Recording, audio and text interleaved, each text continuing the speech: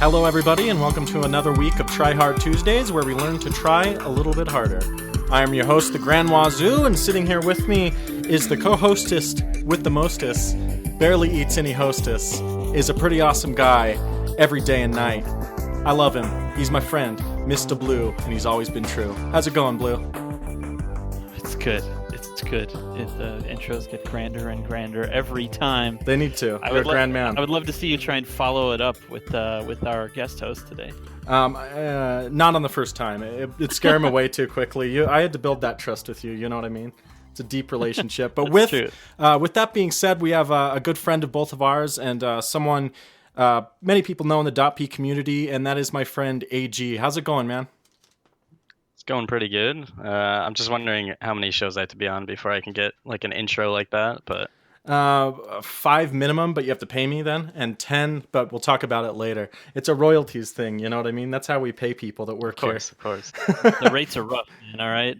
It's worth it, though. I think everything's worth it. Well, recently, me and AG have been playing on an 82L team together, and he's also been playing on another team with Roland and some other people like Gother in the community. And so I thought it'd be a good idea to bring you on and kind of talk about the team building process, what the difference is and all that. I know Blue has some similar experience, and I think the distinction we want to draw is between that pub mentality and the kind of competitive mentality that you would try to achieve. But before we jump into that entirely, let's just talk about this new patch and how it's treating you guys. I mean, we had our intro cast last week, and we got into some of the finer points, but we didn't really have some time with it. So how are your games treating you, boys? All right. Well, for me, it's been streaky. So I've just been, I think I had lost 3 in a row. Then I won 5 in a row. Now I've lost 3 in a row again. It's just been very streaky. Been playing the same heroes I've been playing. So a lot of Beastmaster, a little bit of Bounty Hunter, some Prophet.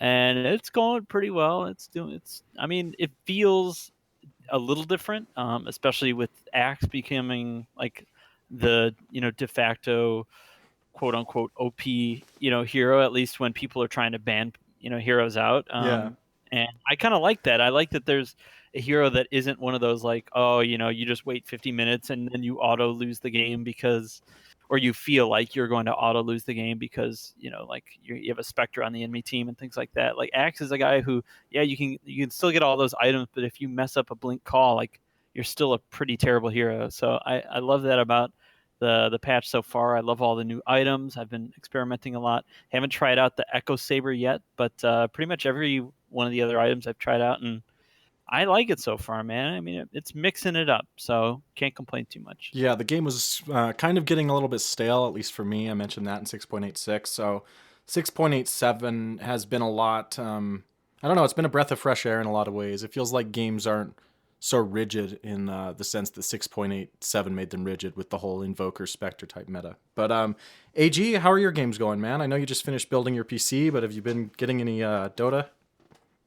Yeah, I've got a few pubs under my belt, but to give you a frame of reference, I don't know about you guys, but I have yet to ban a hero in all pick because I literally forget every single time.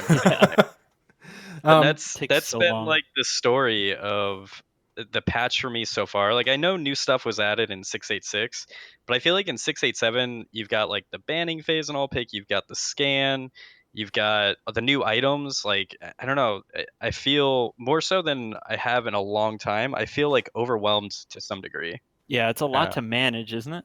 It feels like that. And you're right, I haven't felt that way in a long time, but you're right. All the new, even the tome, people forget about the tome till 14 Oh yeah, minutes the tome. in. Yeah, exactly. Yeah. It almost makes the game RTS-y in a way, is what I was realizing with all these different timings to remember now that you didn't have to remember before. Outside of your hero, it's kind of like a meta RTS or something. I don't know. But what were you saying, AG? Yeah, no, I was going to say, I think along that point, it's almost like you need a 6th spot now to manage all the cooldowns on all the items in the shop and the scan, legitimately you need some sort of a coach. But for me, I think the one thing that I noticed right away, I played a lot more competitive matches before I played any pubs in 6.87, with our team, Wazoo and Gother's team, and to see just totally different bans in the opening phase kind of like blew me away. I think I just had become like so glazed over with like the OD Invoker bans like right off the Yeah. bat. Now it's just your hands are kind of up in the air. It's like, what's good? I mean, it's interesting because it's like an item centric meta in a way, right? Like you look at that blade mail as like, now there's a potential blade mail carrier, and it looks like they're going this specific strategy because they're going to go a blade mail carrier, and it's not necessarily one hero. You know what I mean? I feel like the items have added a lot to the game, and that blade mail change was pretty huge in terms of defining what this meta is going to be.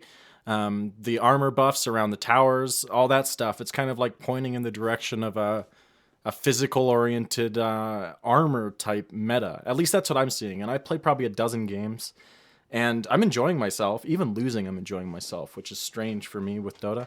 But I guess it just remains to be seen what is going to unfold. And I mean, we got into it last week in more detail. So if you guys want to check out our thoughts on that, be sure to check out that episode. But moving on, we want to be talking more about team building. And you said you've been playing on a couple teams, and I've only ever played on one team at once. So I guess like a good intro question would be, do you notice a huge difference in terms of communication and like execution of different objectives and stuff on different teams depending on who you're playing with, AG? Yeah, absolutely. I think like on the team I play with Gothier, I play as a stand-in. And I would say from a communication perspective, they have it definitely a little more nailed down. Like Gothier, for the most part, issues out a lot more commands. And I think that's like one of the critical things. And the biggest thing that I've noticed with our team is that uh, I think like right now we're sort of like struggling to kind of find that voice of leadership, which will like resonate through the team and put the team on the same page. And I think that's like one of the biggest barriers you'll face in like the introduction of creating your team. And it's not just for amateurs as well. It's not just for teams that have developed with pub players. But I mean, like I remember listening to a podcast. The Moonduck podcast, and Suns fan was talking about how like DC kind of struggled with that a little bit in the early on in their creation, with some of the like the starting players with Aoi and others. But like the that sort of that voice of the team, it becomes it depending on the mix up of personalities you have on your team, it can be really hard to find, and it's I think like a very critical factor in the success of your team. There's this balance point between stepping on toes and respecting someone's individual attitude about the game. You know what I mean? Everybody Yeah, kind for of sure. handles disappointment and victory in a different way. And so to across the board try to get the best performance out of somebody, but say that like their disappointment is unacceptable or how they lose their temper in certain ways is unacceptable or just sometimes a lack of patience generally is unacceptable. It's hard to get that person to listen to you, I think, because naturally people just kind of shut down. I mean, and this will go back to that point of the whole pub mentality because that's kind of what you have to do in Dota. You have to have thick skin, and when people are screaming at you, you mute them and you move on. But you don't have that option all of a sudden when it comes to competitive play. These are people you probably are friends with, and you don't want to just mute them. I mean, Blue, what do you think about that? Like what we've mentioned so far in terms of communication. I mean, we've had similar problems on teams we've been on. That leadership voice, do you think you can attain it more quickly by doing certain things, or? Well, yeah, I mean, with us, it was different because we played really in like three different like teams together. Yeah, Really, the first one was where I was just a stand-in, and so I was just kind of like standing in for I think for Easy, at least that that's right. latter I half of remember that that. one. And so I wasn't shot calling, and then slowly it turned into that because there was a lot of, like as I was playing the support role, so I was seeing a lot of different things going on that was like, okay, that can be fixed by doing this, this, that, and the other thing. And, there was a lot of communication, but it wasn't like action oriented.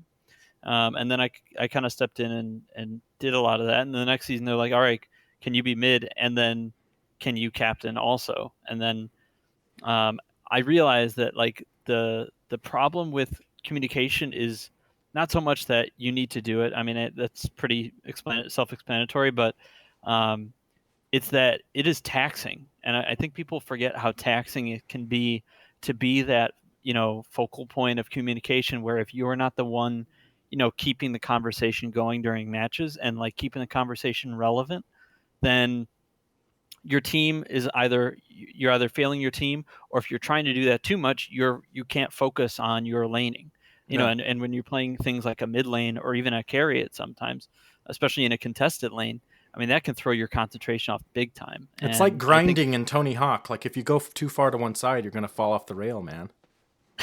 I mean, wrong yes, game. If but we're all playing PlayStation 1 games. Yeah, exactly. But I know exactly what you're saying, because actually this team that I'm on, and it's Grouty's team that he put together, he was originally calling shots from the mid lane. And because he couldn't always do that, we kind of had AG stepping up and calling shots as well. And so at times we'd have two guys like talking about how we were going to solve the problem. And by that point, like everyone else is stuck on a limb trying to figure out like what decision's going to be made, which is not such a bad thing to have consensus. But there's some moments in this game, as we know, that you can't possibly have consensus and make the right decision. It just kind of needs to happen. And so, or there just has to be an overriding fact, like, okay, at the end of the day, like you have to agree to disagree, but you have to stick with one person making that call, and that's got to be it. Or you notice that there's like I think even in the interview that they did with Aoi, in that the shot calling changed depending on the phase of the game. I think he and other players have mentioned that, like, as the game progresses, the shot calling transitions from one team transition from one team member to another, because depending on the stage of the game, that hero is the most powerful, hero in the game, right? Like that support early on has the most impact, but 60 minutes in, you might be taking shot calls from Eternal Envy because he's the Ember Spirit sitting on 2 Divine Rapiers, right? Yeah, and he's going to be leading the momentum in that game. What do you think of an idea like that, AG? I mean, I know you're a big fan of Aoi in a lot of ways and enjoy his perspective on the game. What do you think about that? Yeah, I think that's I think every team is going to be a little bit different. So I think like with anything, is particularly in Dota, like there's no strategy that you can like just force and make work for every single team.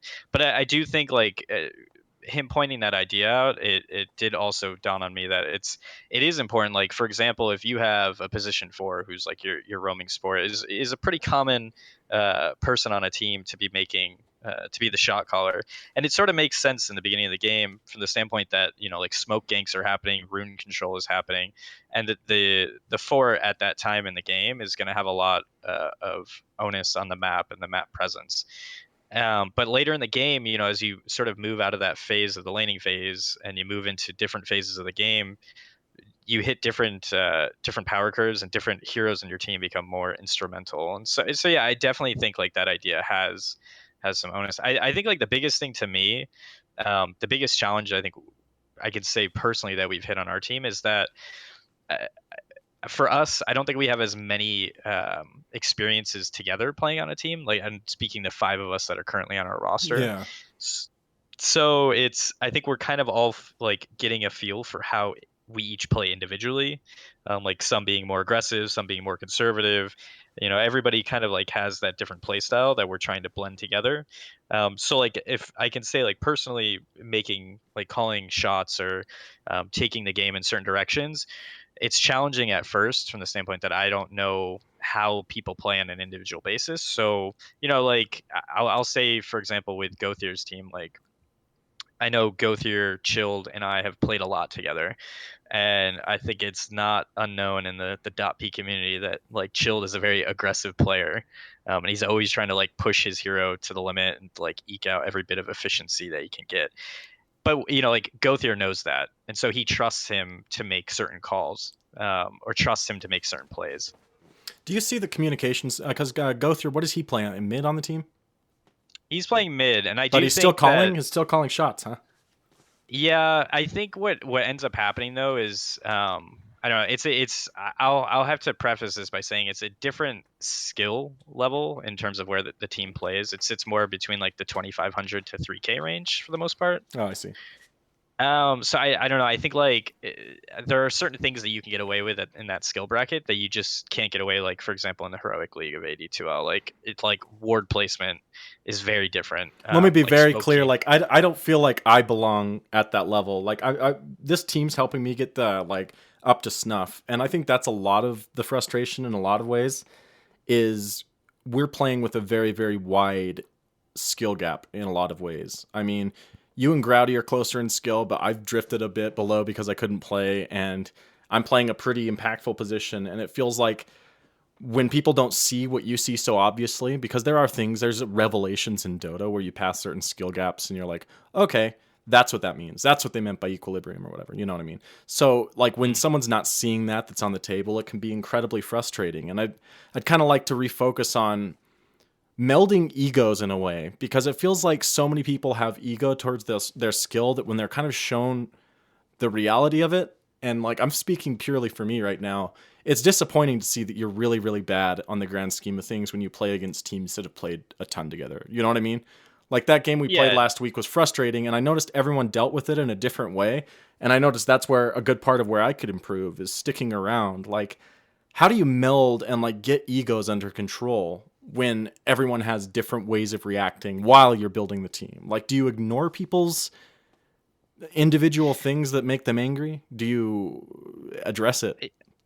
Yeah, I think like this would be an important part to mention, and we've dealt with this a little bit, but like if one sort of rule of thumb, and I don't think this is like any revelation or like super original brilliant idea, but you don't talk those sorts of problems out in the middle of a match, and that seems very obvious at first, but it can be sometimes difficult to execute. It doesn't when you're mad. So just like raging or anything in Dota, it's like it's a skill, and it's one of those skills that starts at nil and you just build it up. You know what I mean? So it's interesting in that sense, and I thought I'd ask you about it because I've definitely seen some of your disappointment at times with like choices I've made, but I have to let it go. And like now that we've established that relationship where in that moment we can just let something go, it's a lot easier to play with you and communicate what I'm doing, because I know it's not a judgmental environment. Do you know what I mean? Oh, for sure, dude. I know when I'm playing that like greedy forward position and I'm not helping your lane, and it is getting and I'm just getting kind of pissed off with you. I can feel it. Yeah, I'm glad you could pick that up, because it is interesting, because I can't help those like that how I feel in that moment, but I'm learning to put those feelings on the back burner and just letting the game play out. And for like a player of my level, where like I would say most of the games I win, it's from me being ahead. That to be put in these situations where these teams are like way better than me, and I mean I'm like a little man, and they're just like carving everything out around me, and it's just like enemies. It feels like I'm just being like pushed back. I'm like swinging my sword, and they just push me all the way back, like to tier 2. And there's like nothing I can do. Yeah, it's like JV against like a college team. Yeah, exactly. It's just like that. They're doing things that like they're getting advantages that I don't understand yet. You know what I mean? And it's just one of those things. I feel like by playing with better people, you yourself improve at a faster rate. And so it's just better to keep your mouth shut and realize when you're learning something, and you lose. And to quote a Puppy tweet about some of Secret's performances lately, he said, you learn more from every loss than you learn from a win. And I agree, but I think you also have to have that mindset to even learn from it. And yeah, I'd like to hop in there. With that of course. In that, something I've noticed and just picked up just in playing pubs with people who are either of like 2K higher than me or 2K lower than me. I've been playing with like our Wednesday host Woodshrew. I've been playing like the hard support on a party stack that I've done with him and Fafnir and a couple other guys, and Flub as well. And I've noticed that I learn a lot just by observing, but I know that if I were, say, like a year less experience in the game, and let's just assume that a year less experience means 1K less in terms of what my MMR might be, is that those things that I'm learning, I wouldn't be capable of learning or picking up on if I were at that skill, right? Because it's like you have to have a certain base level of skill to be able to even understand and appreciate what you're doing is wrong and seeing how you can fix it by just observing what other people in the game are doing, right? So it's like you almost have to get to a point where you know how to teach yourself Dota and how to teach yourself how to play on a team and communicate, even not just in a team, but even in like a party stack, for example. And knowing that like if this guy is taking mid and he wants to call the shots, you let the guy call the shots and you don't question it, because if you spend more energy questioning it, that's a lot of time where you all of a sudden you start questioning it. You're looking off the map elsewhere. A Slark pounces you and you're dead. I mean, literally that happened. I didn't question it, but it was one of those, like, I was looking around the map scanning because I wasn't sure if there was a enemy was there, and while I was scanning, I get pounced and killed. It's like it's a super punishing game, and when you are not like all those triggers aren't firing immediately within your team, that extra half second of wasted time adds up throughout the match. So I do like your guys' point about the communication, but also that the communication has to be like at a much faster pace. And I think you're right in that does come with time with the team.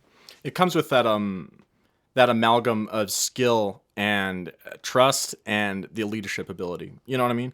Like, it's all those things coming together for all you guys to be on the same page, because someone keeps telling you to flip your book to this page. And you should be on that page looking, and then you see the same warning signs as them, so when they communicate the next move, you know what to do.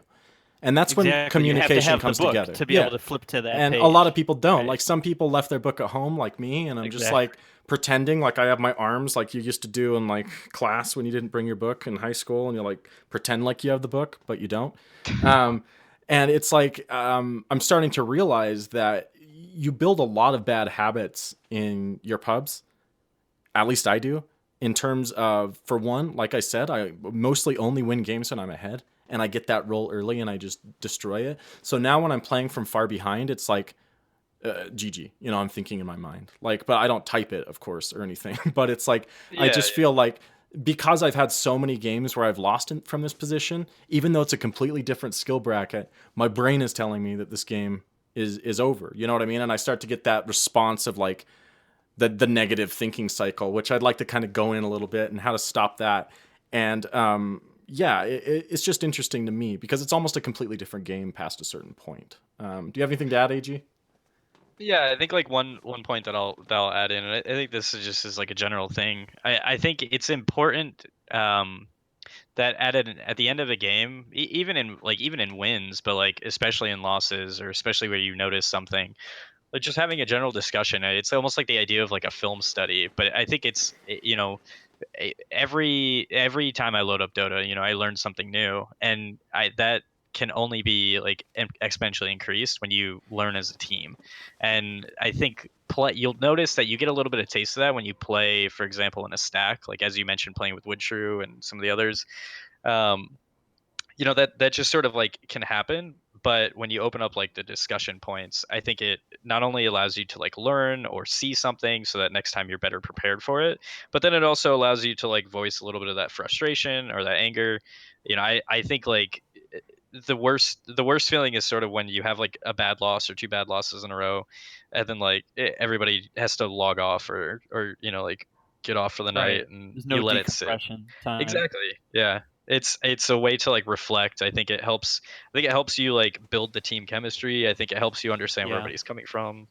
I love that point, because I think that was something that I know from past experience on our teams, Wazoo, that was something that I always was hoping we would have, but never happened. And like, that would be, remember how I'd be like, guys, can we, take a minute and talk about what happened this week? And there'd be like no room to breathe. Like, people were really still on like emotional, like, on an emotional roller coaster. And it was like that, it is not time to do that, but trying to make the time to do that, or like forcing yourself to have that conversation in a reasonable manner, I think does make a huge difference, not just for like getting better at the game, but also for just like getting better at being communicative with your teammates, and like realizing that the game is over. And like, even if you saw that guy, fuck up that one time, it doesn't invalidate whatever points he or she made. Yeah, and that's a really interesting point. It kind of brings me back to something you said, Blue, back when we were on a team, and you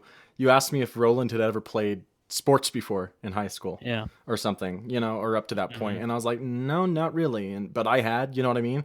And so you're kind of used to those moments where like someone's like not yelling at you in like a violent way, but yelling at you to get your ass in gear to go help your team. And so like when someone takes that tone and you've never experienced that before, it's like, what are you talking to me for like that for? And it's like, because go get your ass in there. You know what I mean? And like, they don't understand that it's meant to convey, not about you. Yeah, it's meant to convey to light a fire into your ass, sure, but it's not meant to convey anything against you personally. And I mean, this is when Roland had just started playing. I think he'd be playing like 6 months or something. So I mean, he's come a very long way since then in terms of not taking things personally. But honestly, I notice I even do it sometimes where someone will say something and maybe they'll be thinking about something else, but the tone comes off wrong. And in the moment, you're almost like, well, who is he to say this? Like, I feel like I know better, you know, and I could name many, many, many, many, many people who I play with where I kind of like cop that attitude with. And you have to like slow yourself down. I have to slow myself down and be like, you have to listen to the message they're conveying. And you can't take anything else personally at all, or you're really just setting yourself back a bit. And I think that's an important distinction in communication is sometimes people will react more to how you say something than what it is you even say. And because they react that way, they won't listen to what you really say. Yeah, for sure. I think like, you know, ideally when you have these discussions, the criticism, you know, travels both ways. You know, it's like a two-way road, as they always say. You know, I think like that's an important mindset to have when you go into a team, and I think that's like what you can gain out of, you know, just talking for 5-10 minutes, or just in general, where you know. No one has a perfect game in Dota. Like it's impossible. I know countless people have said this, but I don't know who originally said it, but it's true. Like the game, it's a game of mistakes. It's just you minimize them. That's really what it is.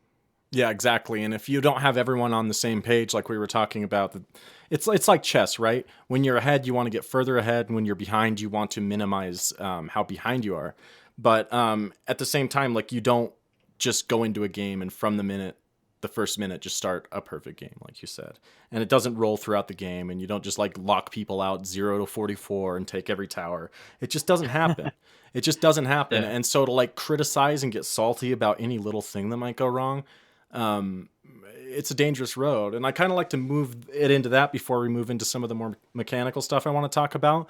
But where is the line between being too overburdened in caring and being too apathetic? Do you know what I mean? Like, because it feels like sometimes like if I feel like, I don't know, I can't get a word in edgewise, I'll just kind of like be quiet and just do my own thing. And it feels like maybe I'm too apathetic towards the game.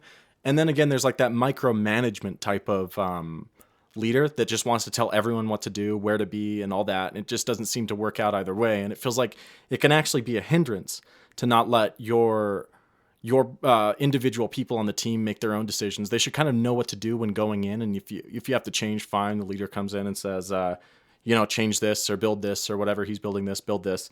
But it feels like that overburdening type of micromanagement. And if you're not doing what they say immediately, and I've experienced this a lot in the in-houses, it feels like it can be very much a hindrance to a team and individual, I guess, execution of what you need to do. What do you think about that, Blue? Do you think it's where do you think the line lies in terms of like trying to tell people how to play and letting them play? So I think this is where you find one of the biggest problems is when you have a team where the relative MMRs are pretty close, like within 1K of each other. And I think the issue with that is because if there's one guy who's shot calling and he's having to micromanage all that, that doesn't mean he's significantly better than the rest of his team, relatively speaking. Again, this is generally speaking, but that means that they should be more self-sufficient. And in that instance, you'd assume they'd be more like independent and whatever shots, like that's a both on the rest of the team to tell him, like him or her, that, you know, hey, I got this, you know, like we'll handle the laning phase, you do you, or like you keep it to a macro level and we'll handle the rest of it, like all Right. the pull timings and stacking and things like that, and you keep it to the macro level of like, all right guys, it's time to make space for our carry, or all right guys, time to 5-mana tower, or I think they're smoking, let's back off in general, you know, things like that. And it's on the team to tell him that, but it's also on the player to know that that's his role, is not to be the micromanager. At the same time, there are times where that guy has to be the micromanager because he's calling for a strategy that requires everyone on the other team or everyone on the team to kind of make that same, you know, follow through with that. And sometimes that can be part of the problem, is that the strategy is of a certain level, but the execution requires a certain level of skill to follow up on that, right? And I think that can be a problem. I've seen that just in party stacks even in the last 2 days. I mean, AG, you and I were on a team with that similar problem. It seemed like. I don't know. What do you think? Yeah. Well, first of all, like when you mentioned that teams with with disparity across their MMR, I just like imagine this like I think in Dota everybody kind of has this general concept that like MMR is how good you are at the game. Therefore, it translates into if one person has a higher MMR, therefore whatever they say is like absolute, gospel. So Right. I just imagine like an MMR soapbox, and like if you're at a 3K, like your soapbox is bigger than someone who's sitting at like 2K, and therefore you can like shout over them. But yeah, no, I think one thing that's really valuable for someone who's going to be the leader is that they have to understand that different styles of management apply and work for different types of people. And I think like you hear it a little bit like how in the pro scene that there's an adequate number, if not an overabundance, of like mechanically skilled players. But what always seems to be lacking are those captains, those like PPDs, those puppies, those players who individually they may be skilled or not skilled, but what they bring to the table is they can take the four other players who are brilliant individually and just and cause them to collectively be better than the sum of their parts. And I like that's I think a theme that we've mentioned a few times with our team that I think what you're always sort of striving for, especially as the captain's role, is that the worth of your team is greater than the value of the sum of your parts. Yeah, definitely. And that's a really good point. You're not playing together with these people because you're going to play in a type of pub mentality where it's every man for themselves. So to have these reinforced behaviors, and I have thousands of hours of Dota playing like solo and with party of people I don't know. So it's like when I get into a team where people actually do give a shit about how I'm doing, it's weird. I like go into my old behaviors where I'm not communicating what it is I'm doing. And I don't know. That's a very valuable skill to have, to be able to bring that out of people, make them feel comfortable in that environment. To, I don't know, I guess be able to be themselves, be able to be honest about their skill level, and be able to be honest about where they are in the game. So I agree with you. I feel like we'd see a ton more pro players if all you needed to do was be mechanically skilled. It takes that special bit of being really, really good if you want to, but then an even better bit in terms of your communication and leadership ability to be one of those PPDs or puppies or, flies or something like that. Right. But And to be able to craft a strategy around those abilities is like an even bigger task. Is like you have to get the people together and you have to get them to follow what you're doing. You also have to build something that applies to their strengths. So I know in our last season, where I think Faf Faf did a lot of the shot calling on our team, Fafner. Yeah. It was great because we kept it simple, right? Like we were not a 5K MMR, style team. We were not hyper skilled players, but what we did have was communication, and we did have a single, like basically a single strategy that was our go-to, which was, all right, we're going to pick a mid that wins the lane. We're going to pick a hero that can, kind of AFK farm for Wazoo. And then we're going to 4-man down towers while Wazoo farms. And that's how it's going to work, right? We know that Wazoo's good at farming when he's left alone to do farming things. And then the rest of us, we can just make space. You can click at the creep. But only if guys aren't around, creeps can get clicked by Wazoo. That's so my what skill. We did was we just said, all right, well, we're just gonna force them to deal with us, and Fafner's gonna win his lane because he's the best player that we have right now, especially in that mid role, so we just let him do that, and we had a lot of success. I think we went undefeated in the regular season, up until the playoffs, and then we ran into a buzzsaw, but that's a whole nother story. Am I right? Yeah, it really is. And that's something that's interesting too, that I kind of like to harken back to, is as a team, we didn't have a lot of chances to grow, in the sense that we won a lot of games because we were in a pretty easy group. And then we won everything. And then we got like into the real season, the real playoffs. And like, we weren't a team that lost very well together, and we didn't discuss everything that was going on. And we kind of didn't adapt our strategies of communication around that. Wouldn't you agree? Yeah, I'd agree. I think yeah, winning can be a good thing and a bad thing. Oh yeah. And I think the big thing that came with winning, I know that this is the case with some of our players, was some of them got high and mighty.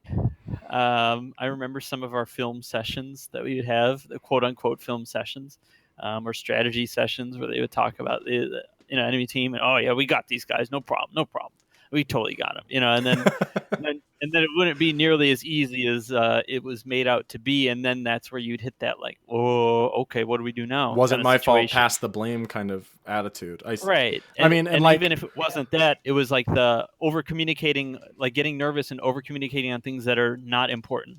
It was something I wanted to bring up that just is a great example of a good way to follow communications at a high level is watch the veggie esports streams that they did. yeah, those are invaluable. Those are Yeah, awesome. and Merlini, one of the things Merlini was talking about in the game was like someone, a couple people were just mentioning like very kind of small micro level things where they were trying to defend a high ground push from the enemy team, and it was like 60 minutes in. He's like, guys, 60 minutes in, keep it to the macro stuff, like keep it to the big stuff. Let's do two things. Let's not die. Let's defend towers. Like everything has to focus around that. So let's not try and get cute and like find courier pickoffs or some of the stuff that I would call like the cutesy shit, the stuff that looks cool and sounds cool, but also is like a 2080 in terms of the risk in terms of the reward to risk factor, so it's interesting to watch those because you see that no matter what level you are, even if you're like a 3K scrub like us, you can still see the problems and potential solutions that come with having a team and what you can do to fix it. Yeah, that kind of brings me to my next point, talking about Veggie Esports Club and stuff. How much is it the job of the captain to have to remind everybody about the mechanical type stuff? And how... I guess it happens at every level, so the question might be a little bit obvious, but how much of a responsibility is it to be able to like rein your team in? And at what point is it like too much to have to watch? You know what I mean? By telling people to get away from ganks or whatever like that. I mean, I'm sure that goes away a little bit with skill, like knowing when you're safe and stuff, but how do you communicate? No doubt about it. How do you communicate that across the board at like a skill level like ours and have it be effective? I guess it does go back to an extent to having that chain of command of communication. But AG, what do you think? Yeah, so I like just listening to sort of like this question. It kind of makes me think a little bit about how, in some of our experiences, even going into it, like it's easy to like tell myself, or it's easy for all of us to tell ourselves, like, you only use the communication channel for things that are like fundamentally and crucially important.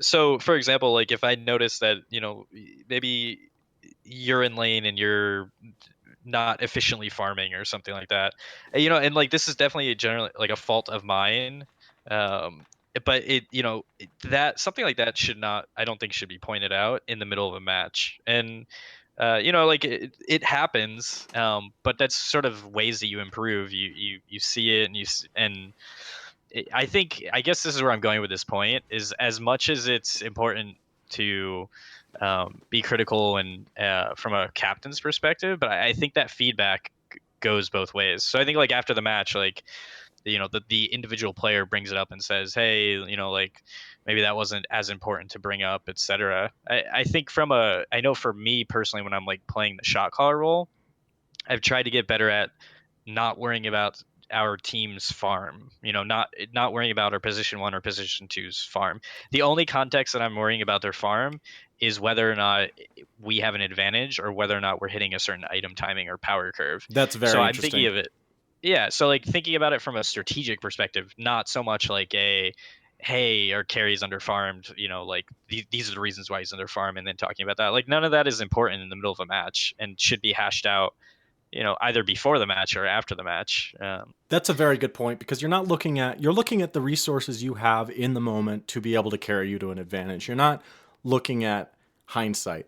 And so that would Yeah. that would be a great point to move into. And I think that pretty much simplifies what I was trying to ask with that previous question about mechanics and farm and stuff is you shouldn't really be sweating a player's ability in the game if you're already on a team and in a game. Because if you're going to be criticizing that person in the game, the odds of them playing better, it's just not there, right? And if they don't have that Yeah. mechanical ability to a certain point, like in teams such as ours, like I lack in some mechanical ability, they're not just going to grow that ability all of a sudden to be able to do it. They're not going to grow the ability to farm efficiently all of a sudden. So being able to Right. look at that, that's very fascinating. Go ahead, Blue. Yeah, and let me jump in real quick with Okay, Blue. yeah. 'Cause I think this just to tie it all together, like put a bow on it. That mindset that I'm talking about, like criticizing your carry's farm versus looking at your carry's farm and how it impacts the current game and thinking about it like it's kind of like thinking about it from a positive perspective and where we go from here versus like thinking about getting tilted or something like that. You know where that comes from? That's a pub mentality. Like, how many times in our pubs do we sit there? Like, I know, like Blue and I, we had a game the other night. Like, we're sitting there, we're like, oh my god, like our Marana just like super fed mid. She's so far behind, and you focus on that, and it just like consumes your mind. But that's a pub mentality, and Yeah, it's it like is. total. And I'm not saying it's necessarily acceptable in a pub mentality, but it's real. That's what it is. And at the end of the day, it's like, you know, if it's an unranked game, it's an unranked game. If it's even if it's like a MMR game, like who cares? It's minus 25. You can just get that back later. But like that pub mentality is something that you need to identify and just like axe it out of when you take it to a competitive format. Yeah, it just Right. You can stops flame being. you can flame the crap out of that Marana because everyone's reporting her anyways. So so it's like whatever. But you can't report Grouty when he fucks up. Am I right? I try. I open it and I'm Exactly. like, what the? It's not. Oh, okay. We're like, God, yeah, okay. 0-6 mid quap. What Yeah. the fuck? But no, I agree to you guys' point on that, and I think another way to spin it is instead of focusing on what they're not doing, just changing it around and thinking, all right, like what is something that they can do that will make it easier on them? If they're not farming efficiently, you can point out, a giant space of the map that's free and be like, hey, top lane has free farm, like at the very least, then they're going to the safest spot on the map to get, maybe they should be getting 4 out of 5 creeps for every lane instead of the 3 out of 5 they're getting. But you're right, that's not the time nor place to have that kind of talk, or even how you have that conversation. I don't even know, but like the way you actually deal with it is by like just pointing out ways to put your team ahead and find other routes for them to get that farm. Yeah, you can flip side it, and I think that's the best way to put it. Is when you look at a problem, you can say, okay, player X has not been farming it very efficiently. So over the mic or comms, you can either say, hey, you're farming like shit, or you can be like, hey, go farm top, it's free. You can flip side any point to make it more desirable to hear, and you're not necessarily changing the truth of the matter. I just don't feel like that pub mentality has any place in competitive play, and there's a lot of things about pub mentality that just don't work. And so to kind of close out this topic and spend the next little bit kind of flip-siding this point, what is something in competitive games that just doesn't work in pubs? I noticed when we were playing a ton together, Blue, I felt like I improved so much, went to pubs, lost 200 MMR. You want to know why?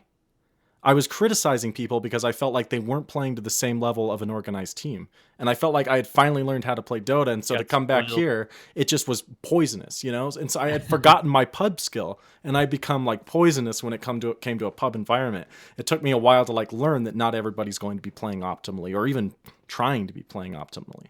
So Yeah. what are some things that just don't work that you learn in competitive Dota that just wouldn't work in a pub atmosphere? Do you guys have some? Well, I definitely have some observations. Sure, love to hear them.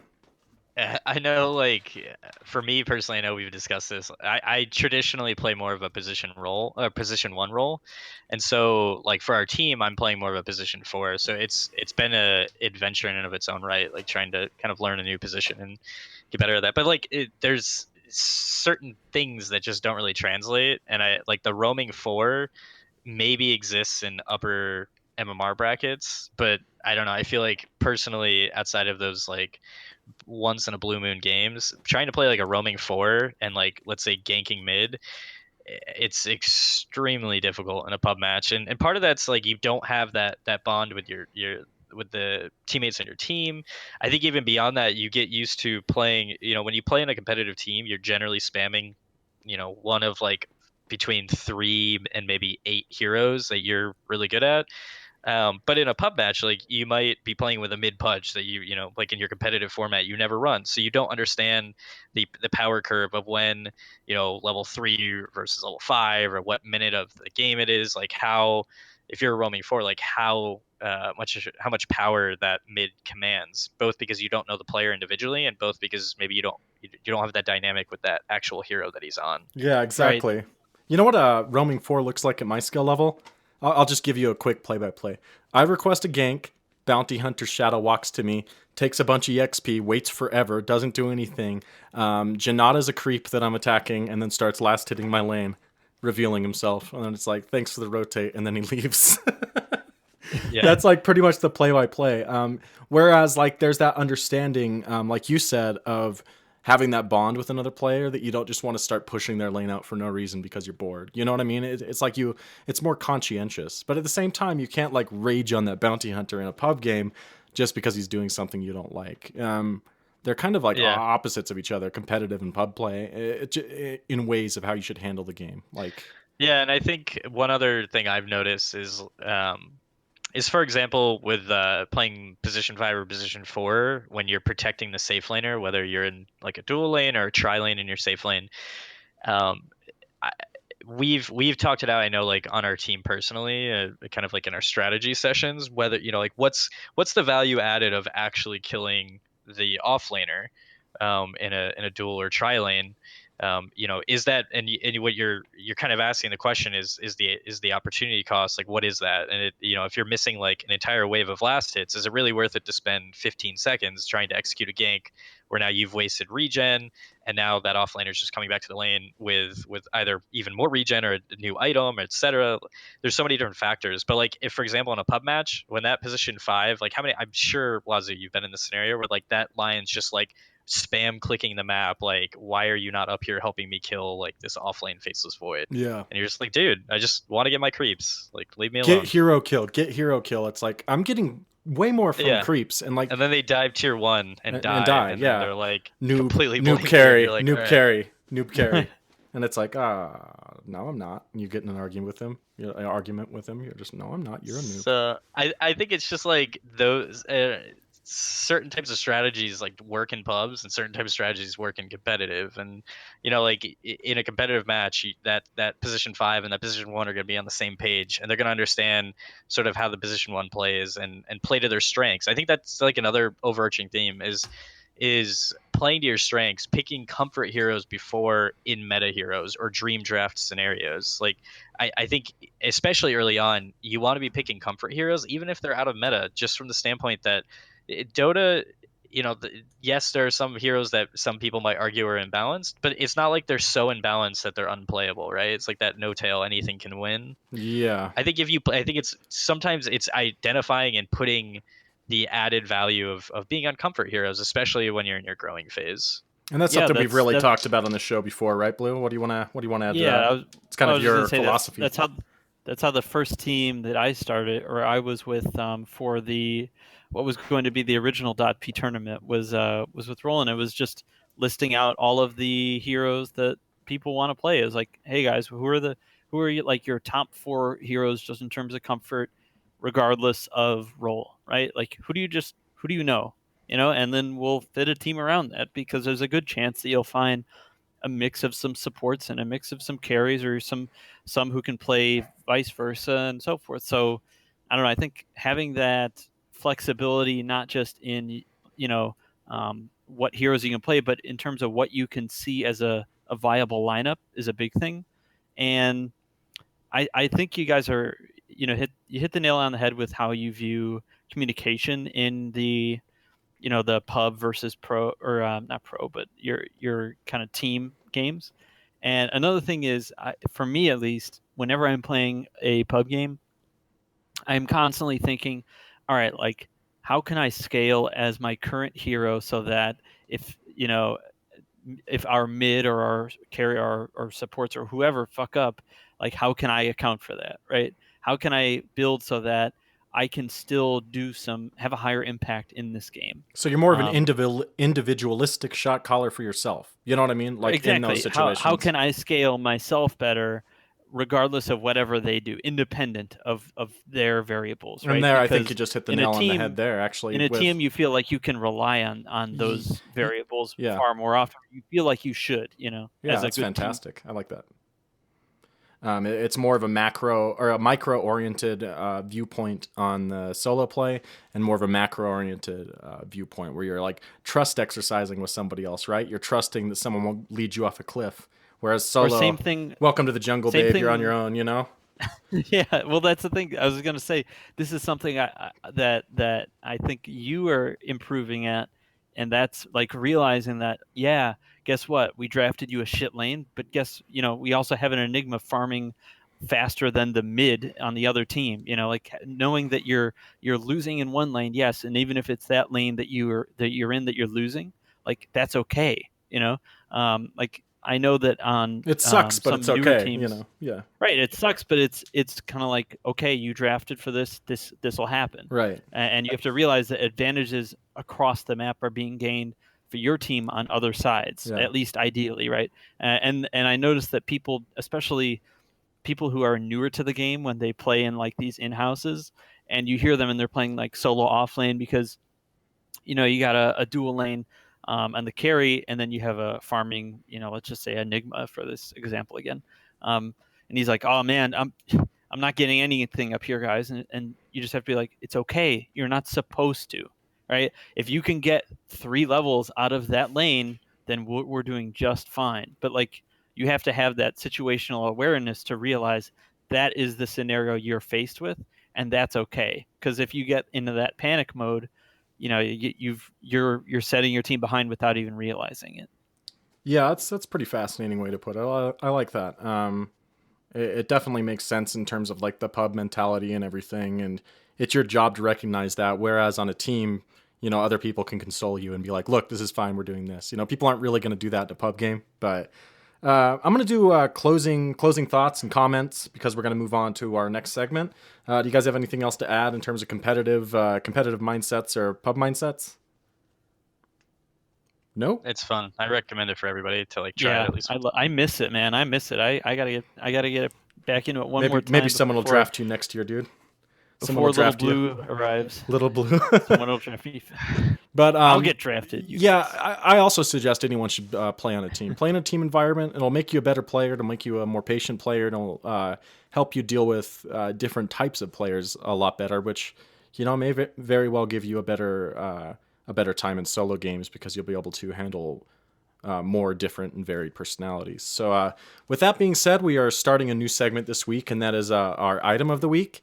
We've had some suggestions for a while to discuss items on a more broad basis. We used to have a weird build of the week, if anyone recalls that, when the show started. And it kind of dropped off because, although there is plenty of material there, it just didn't feel like it was meeting the show's criteria. So this week, we're going to start this new segment where we discuss items, their applicability, what builds them, and when you should get them. So, Blue, you want to start us out? This is your idea, buddy. Yeah, sure. So, just a shout out to the guys who do the Through the Aether Lens podcast. It's a new podcast that is made from a couple of guys who are part of the original DotP guild, actually. So, oh, seriously? Oh yeah, it's got you might know him as Computer Heat. I want to say. Yeah. And it's got Kun, HKUN.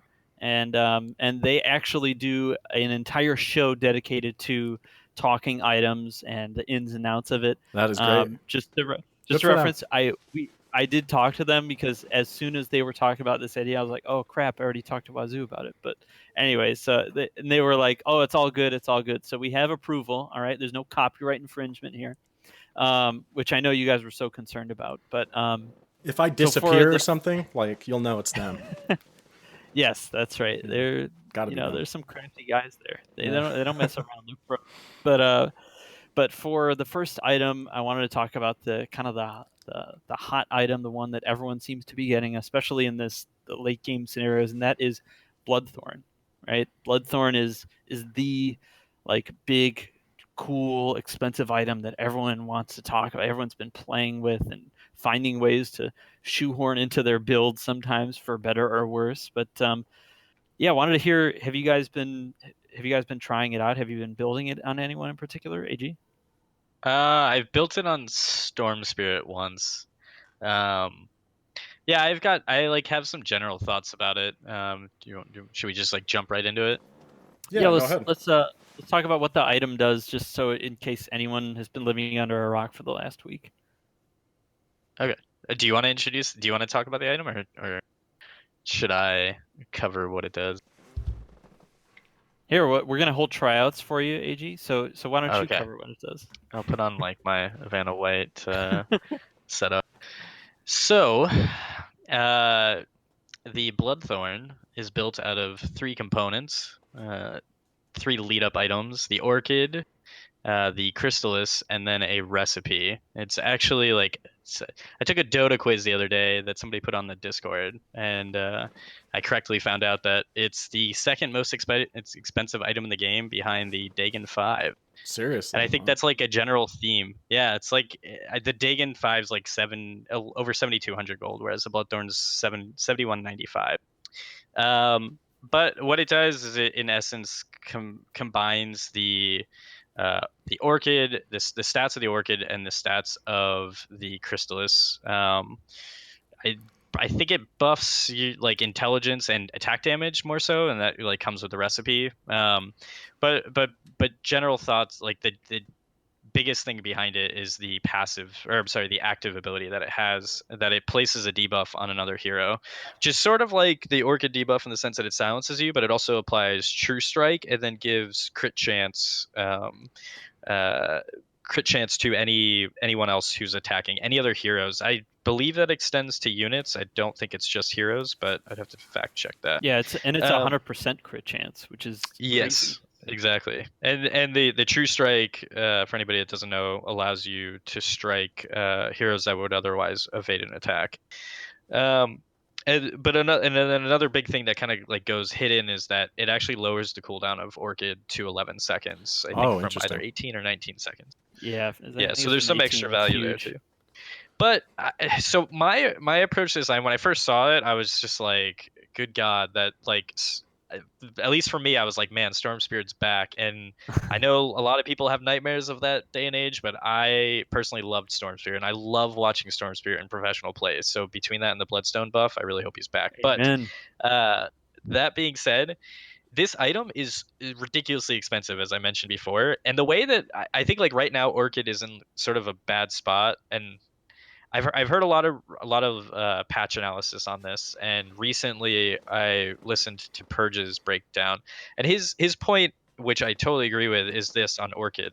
When you get an Orchid itself is not a super cheap item. It's not super expensive. It's not super cheap, but it's countered by a lot of items in the game, like namely Manta Style, Yule's Scepter, BKB, even some like hero skill abilities. But the problem with Orchid is that by the time you get it, generally speaking, you get about 5 to 10 minutes of value out of it before the heroes on the other team have developed items or progressed items to a point where then it counters it. So let's say that's like building a Manta Style or building a BKB on certain carries or certain cores. So like I kind of view Orchid as like this super risky item that you go, and it's a snowballing item, right? So you get it, you've got 5 to 10 minutes to use it. You need to be super active, and that's why it's like best on heroes like your Quaps and your Storm Spirits and potentially a Clinks, potentially Nature's Prophet. It's like these heroes that want to fight early, press that advantage, and use the item. And if you don't use it, or if the enemy team sort of like counters that by not getting ganked by you, or getting those items online, Orchid becomes a completely useless item. Yeah, I'm with you there. Me too. That's an interesting breakdown. Thoughts, Wazoo? I mean, I've never built it. I don't really play heroes that do, other than like Clinks, I guess. But it definitely feels like a way to make Orchid more relevant in the late game, and it just gives it that additional value. I might add that I would never expect these two items to be combined.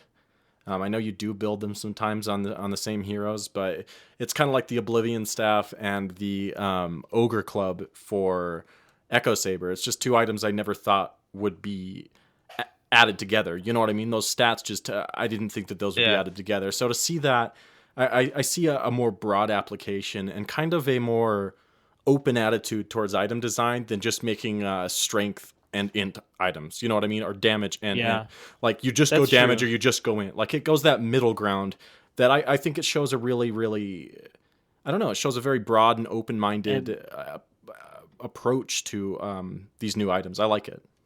yeah, and I really like I like the notion that it takes, intelligence based heroes and it, because you see a lot of intelligence heroes, and of course they're a lot of them are primarily supports, but then you take a lot of other intelligence based heroes, with the exception of maybe OD.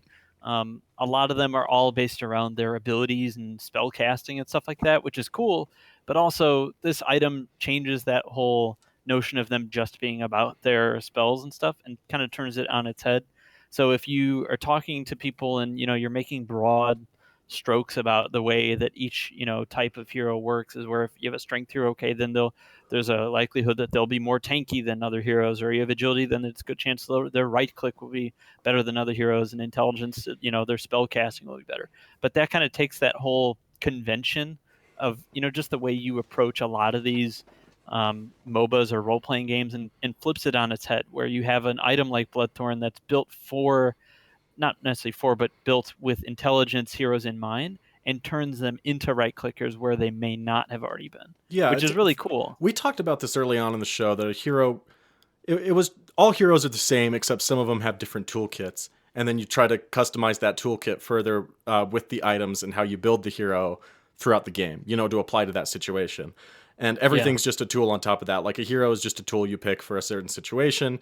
Most people have, some have the same abilities, but you just try to narrow it down as much as you can. And I feel like this is a good support of that mindset. I mean, you wouldn't build this every game on some heroes because it's so expensive and stuff, but it gives another option for the late game, right?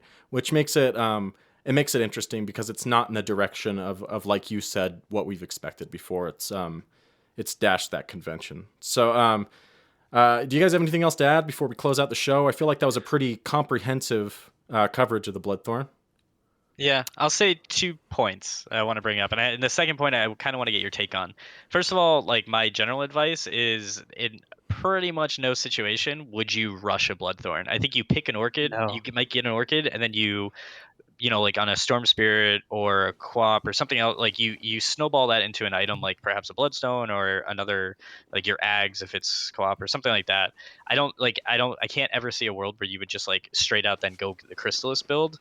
And like as we've mentioned, it gives that late game right click ability to some heroes that might not otherwise have it. So I think it's like truly that 60-minute 6-slot item.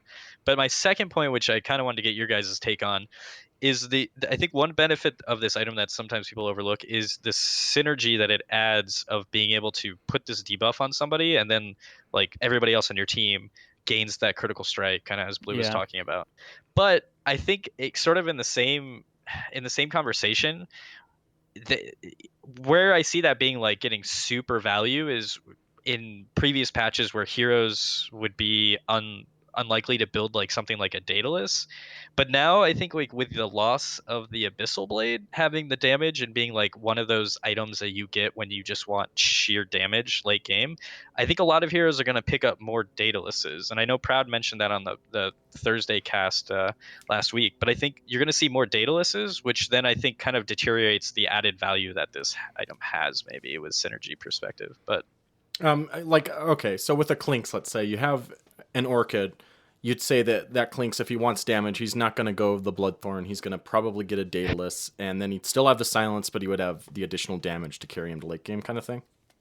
Okay, so I think Clinks kind of breaks the mindset that maybe Clinks is the only hero that would like potentially Yeah. rush this item. I But see him as the exception to the rule too. yeah, but where I'm coming from is like you get this item right, and let's say you get it really early for whatever reason you decide to build it early, and your mindset might be like, oh well, now like my Sven or my Gyro or somebody like who previously might not have a Daedalus yet or might not even build a Daedalus in their item progression. I see those heroes like more likely, like for example PA, right? Like PA was a natural Abyssal Blade carrier, and she liked it because of the Sacred Relic component. But now like that item's been stripped from her item build more or less. So like where is she going to get that extra damage from? And like Daedalus has flat 81 damage, so I think that's like a hero that builds Daedalus for the damage reason in this patch now. So therefore, like they don't need that extra the debuff that's applied by the Bloodthorn from, let's say, like the Quap that's on their team. I don't Right. know. There's more efficient ways to build damage other than Bloodthorn. So that Yeah. means that Bloodthorn as an item is like inferior if you're going for a right click build route. Like things like Desolator, I think it's nice because when you compare it to things like Desolator or like you said, like Daedalus, it means that those other items are more important for those heroes that might otherwise go for an unconventional build and include Bloodthorn, later on in the game. Like it's still a really good item. I think I like the item for heroes, even like a Viper, because MKB is a great item, but Bloodthorn adds that extra oomph when you have the silence, and then on top of it, you still get the the Orchid Soul Burn on top of it. So Mm-hmm. it's kind of cool to see maybe some unconventional builds, out of that. And like you said, the True Strike is shared, which is a unique thing because, obviously with MKB, you're the only person taking advantage of that piercing of evasion. So if you're like a maybe in the 3 spot or 4 spot and you're talking about like 60, 70 minutes into the game, Bloodthorn might be a great item unconventionally for a hero that might not use it or might not carry it as much for that reason, just so you can pierce through the invasion for the rest of the team to be auto attacking. Yeah. So that's kind of cool. Yeah, it's just like I hear a lot of people, the arguments for this item rushing it is that like you get this active ability that your team synergizes off of. So like your position 2, who's like a co-op, builds this item, and then like your position 1 is benefiting Follows off of up. the True Strike. Right. The thing though is like I think this patch we're gonna see way more MKBs and way more Daedaluses, just from the standpoint that they don't have the Abyssal Blade to build on those heroes. So like when they want Right. plus damage, they'll go the MKB route or they'll go the Daedalus route. So that's like takes away 50% of like the synergetic value of it. But I don't know. No, Yeah, that's that's very true. interesting. Yeah, that's a good point. I've seen it rushed quite a few times, and it's kind of infuriating, to be honest. Yeah, But it's because it's new. there's That's why. exactly. There's very few situations where that seems remotely viable, and I think that's kind of where you can leave it at. It's definitely a late game item, and it's like just going like Daedalus 5 or something, like with boots and Daedalus 5. Daedalus 5. God, I want that item. Yeah, it's just like, geez, But well, I think we've covered that pretty well, guys, and we're running pretty long here, so I think I'm going to go ahead and close out the show. AG, thanks for joining us. Thank you so much, man. Just to Yeah. let everybody know, throughout the season, we're going to kind of be covering these different topics in team building, and as they come along, it was AG's idea. He'll be joining us quite a bit. I might bring other people from our team on the show or other teams, and they'll join me and Blue for a chat just about the team building process and what we see. So really appreciate you coming on, AG. Why don't you tell people where they can find you and what you're up to? Yeah, sure. You can find me, of course, like here in the DotP community. It's probably like the best way to get a hold of me. So if I'll just kind of like give a personal, like a few months back, I actually was not part of the DotP community. But like I'd heard the podcast a lot. I was like a long time listener. So if you're like that person, the Discord, just like get in here. It's more than welcoming. It's like friendly. Get involved in the in-houses. There's a lot of great people and like a lot of just like great ideas like bouncing around. But you can find me at Twitter at Ag47_Dota, or just in the Discord channel. Yeah, and guys, that's a really good plug. Join the Discord if you're thinking, I want that team experience, but I can't find people to play with. I mean, that's a great place to find it. We have I don't know, close to 70 people there, like logged in at any given time. So there's always people to play with, and you can meet people and start a team. So figure that out, and just get a hold of one of us, and we will definitely get you in there. Blue, why don't you close? Give your closeouts or whatever they're called. Shout outs, my friend. Your closeouts. Shout out to the team I don't have. Thanks a lot, guys. Maybe you'll Thanks get for drafted picking me next season, dude. up. Put me in, coach. Well, if you want to put me in, you find me at Mr.P_Mr. Blue on Twitter. See, I almost did it. I almost went back to the old Twitter handle. But No, it is at .p_Mista_blue on Twitter, .p_MISTA blue. And you can catch me there, and you can catch our YouTube for some more great content coming from Ursi and Prouda. You can expect a lot more coming from Ursinity now that school's going to be wrapping up soon as well. So look forward to that. You can find the YouTube channel at youtube.com/.ptv1 for more. And that is it. And I am, of course, your host, the Grand Wazoo. You can find me at Twitter at .p_Wazoo. You can find the overall Defense of the Patient's Twitter at .p_show. Check out our Twitch channel. I think you already said that, didn't you? Or no? It's at .p_TV. Check out the In-Houses, guys. They're every Saturday night now at, I believe, 8 p.m. Eastern. And those are a lot of fun. We have ladders, we have prizes, we have cookies. So come to our side. I hope we covered the topic well for you guys today. If you have any questions, join in on the conversation tomorrow on Twitter. Tweet at us, and we will be glad to tweet back. Thanks for joining us, guys. And as always, stay hard and stay classy.